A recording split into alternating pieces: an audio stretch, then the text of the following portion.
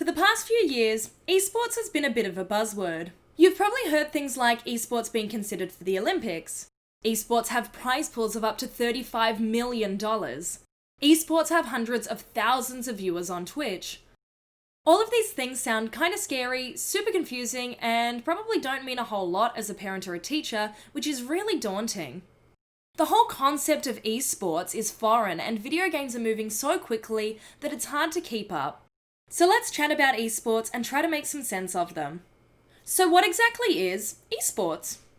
Esports is short for electronic sports and is a type of competitive sport that takes place in the virtual world. Individuals or teams enter into organised competitions against other players and compete in multiple rounds over a number of weeks to determine a winner, in the same way that physical sports like basketball or football do.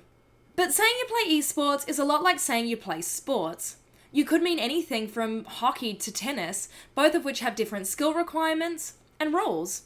Esports is no different. There are so many different video games that are used as esports that being good at one doesn't necessarily make you good at another. So what are some of the more common esports? Well, to list a few, you have League of Legends, which is super popular, Rocket League, which is soccer with cars, Rainbow Six Siege, a tactical shooter, and Fortnite, which you've probably heard all about by now. All of these esports titles are classified as different genres of games, such as MOBA, first-person shooter, and Battle Royale, just to name a few. Professional esports tournaments for these games have prize pools which can be up to millions of dollars, not dissimilar to your favourite sporting competitions. So how does someone become a professional esports player? Well, the same way that any athlete does, with training, practice, and dedication. You also need the opportunity when you are younger to get experience, learn the craft, and develop your skills. As esports continues to grow, this means we will start to see more junior leagues pop up in schools to give kids the chance to work towards becoming elite athletes. Kinda cool when you think about it like that, huh? When we start to think of esports players as athletes, we start to understand the concept a whole lot better. Athletes need balance, support from their friends and family, coaching, and commitment. They need the recognition and respect for their skills and opportunities to trial those skills against other awesome athletes. By watching and cheering on their gameplay, we empower the next generation of players, and that is exactly what our young gamers need right about now. Understanding and encouragement to pursue their passion for games and esports so that we can make them a viable space for kids to learn, grow, and connect with one another.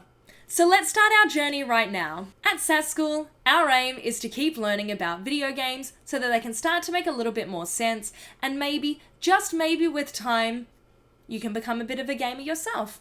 But the only way we can do that is by doing a little bit of homework. Your mission, should you choose to accept, is 2 things to Google and 1 thing to do. Google number 1. Google esports competition. Ask yourself if they are local or international, junior or adult competitions. Google number 2. Google esports games. What games do you know? Which ones haven't you heard of? And your to-do? Ask someone in your life what they know about esports. Start a conversation to help spread the information that you've already gathered.